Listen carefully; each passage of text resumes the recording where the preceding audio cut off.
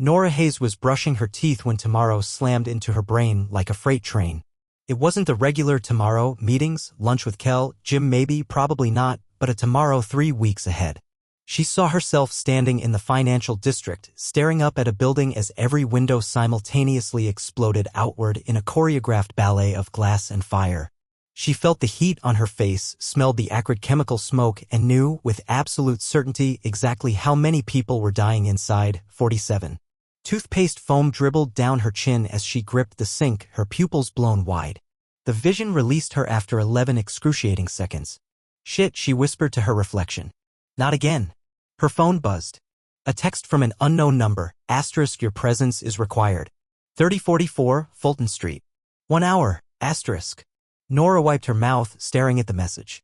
Well, that's not ominous at all, she muttered, but her racing heart knew better.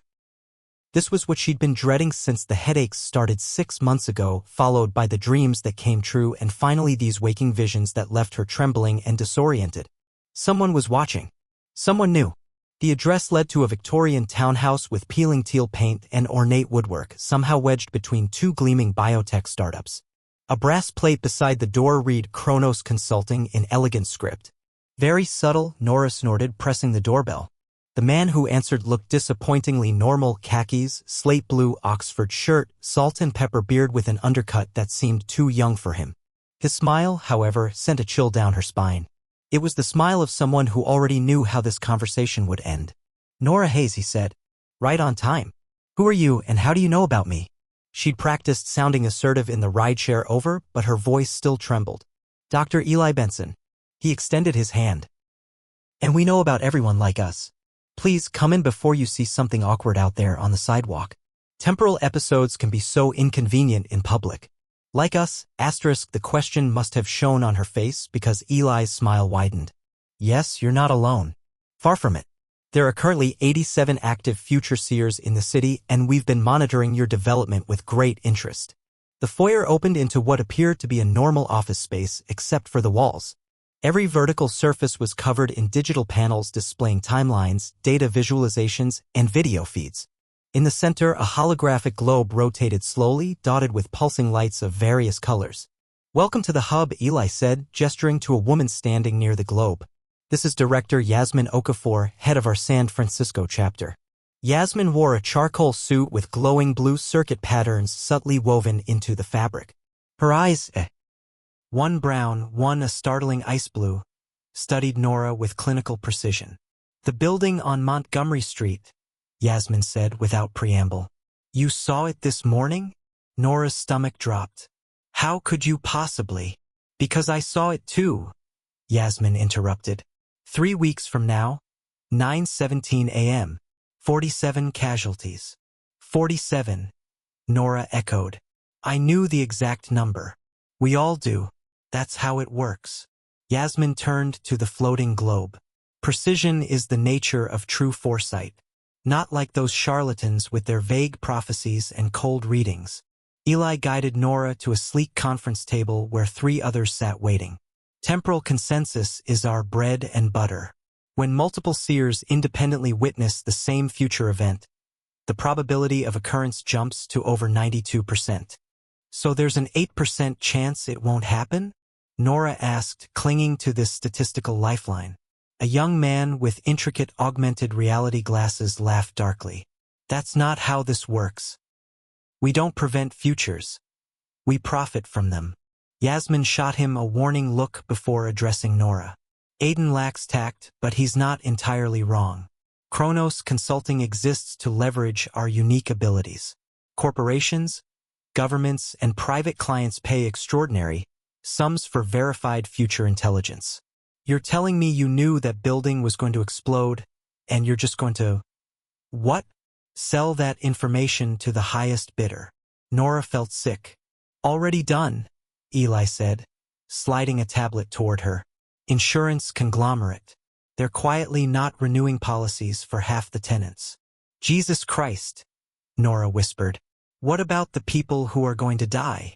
Yasmin's mismatched eyes narrowed. This is where newcomers struggle. We can't save everyone, Nora. The moment we interfere directly with a consensus event, the timelines splinter. The future becomes unstable. Meaning, Aiden interjected that the building still blows up, but maybe at a different time, killing different people, possibly more. Or something worse happens instead. Playing hero has consequences. Nora stood up so quickly her chair tipped backward. So you just watch people die because it's profitable? We're offering you a position, Yasmin said, ignoring her outburst. Your temporal sensitivity is exceptional. With training, you could become one of our most valuable assets. And if I say no? The room fell silent. The three others at the table suddenly found their devices fascinating. Eli cleared his throat. The headaches you've been experiencing? They'll get worse. Much worse. Without proper management, temporal dysphoria has driven every untreated seer to psychosis within 18 months. We have proprietary treatments. Treatments you'll withhold unless I join you, Nora concluded. Think of it as employment with excellent health benefits, Yasmin said with a thin smile. You have 24 hours to decide. As they escorted her out, Eli pressed a small silver case into her hand. For the pain, he murmured. A sample of what we can offer. And Nora? That building? It's just the beginning. There's a reason your vision started now, at this point in history. Something's coming. Something big. The door closed behind her, leaving Nora alone on the steps, clutching the case of medication and the terrible knowledge of 47 future deaths. 23 hours and 42 minutes later, Nora stood outside Chronos Consulting in the pouring rain, her decision made. She'd spent the night researching everything she could about the Montgomery Street building. Tenant lists, security protocols, structural designs. She'd swallowed one of Eli's pills when the headache became unbearable, and the relief had been instant, along with a clarity she hadn't felt in months.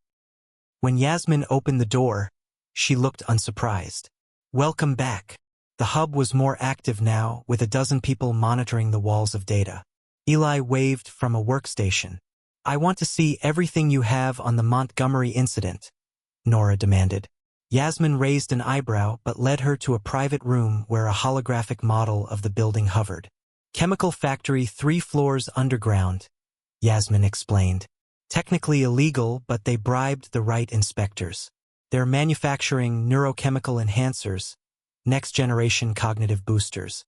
Process becomes unstable at 9:12 a.m. 5 minutes later, boom. Nora walked around the simulation, studying it from all angles. And you're certain direct intervention causes worse outcomes? We've run the simulations 1,000 times. Evacuation attempts trigger earlier detonation. Reporting it to authorities results in a cover-up and later, larger incident. The variables are locked. Show me, Nora insisted. Yasmin sighed but initiated a series of projections. Each intervention scenario ended in disaster, higher casualties, wider destruction. Satisfied? Yasmin asked. Not remotely, Nora replied. I want access to your temporal mechanics research. All of it. Yasmin's mismatched eyes narrowed. That's not entry-level information. Then I walk with what I already know about your operation. A tense silence followed before Eli appeared at the door. Give her access, he told Yasmin. I told you she was different. For 3 days, Nora barely slept, absorbing decades of research on temporal physics, consensus theory, and intervention mechanics. The society had existed for nearly 80 years, evolving from a small group of afflicted individuals into a global network of profit-driven prognosticators. But something wasn't adding up. On day 4, she found it buried in an old file, documentation of successful interventions. Small, subtle manipulations that altered outcomes without triggering temporal blowback. You lied, she confronted Yasmin and Eli in the hub's main chamber. Intervention is possible. You've done it before. Aiden and several others looked up from their stations. Those were different circumstances, Eli began, but Nora cut him off. No, they weren't. The Montgomery scenario has a solution. You just haven't found it because you weren't looking. The profit is in the disaster, not the prevention. Yasmin's face hardened. You don't understand the complexities. I understand perfectly, Nora interrupted, projecting a modified simulation onto the main display. The chemical reaction can be neutralized with a specific wavelength of electromagnetic radiation precisely focused. No explosion, no deaths, no temporal catastrophe, and no profit, Aiden muttered. That's where you're wrong, Nora said, bringing up another screen. I've identified 8 corporate entities who would pay handsomely to prevent this disaster for various reasons, from competitors wanting to avoid industry regulation to tech firms with prototypes in neighboring buildings. The room fell silent as her projections showed potential revenues exceeding their current client contract. You're proposing we become, what? Temporal fixers instead of observers? Yasmin asked, incredulous. I'm proposing we become better, Nora replied. More ethical and more profitable. Eli studied the data, stroking his beard thoughtfully. It could work, Yasmin. Her intervention model shows minimal timeline disruption. It's not how we operate, Yasmin insisted. Maybe it should be, came a voice from the back. A woman Nora hadn't met stepped forward.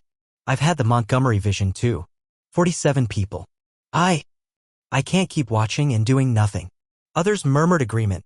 Nora pressed her advantage. There's something bigger happening, isn't there? Eli mentioned it. Multiple seers having the same visions at the same time, with increasing frequency. What are we all preparing for? Yasmin and Eli exchanged glances. The convergence, Eli finally said. A temporal nexus point approaching rapidly. Hundreds of possible futures collapsing into one definitive timeline. We've been tracking the probability waves for years. And selling the information, Nora guessed. Observing, Yasmin corrected. As we always have. While the world burns. No, Nora shook her head. I didn't ask for these visions, but I have them. We all do. That has to mean something. It means we're evolutionarily advantaged, Aiden said. Or it means we have a responsibility, countered Nora. The hub erupted into debate, dividing clearly between those who sided with Yasmin's observe and profit model and those intrigued by Nora's intervention approach. Eli finally raised his hands for silence. We test Nora's theory. Montgomery Street. One attempt her way. If it fails, we revert to protocol. Yasmin looked furious but nodded curtly.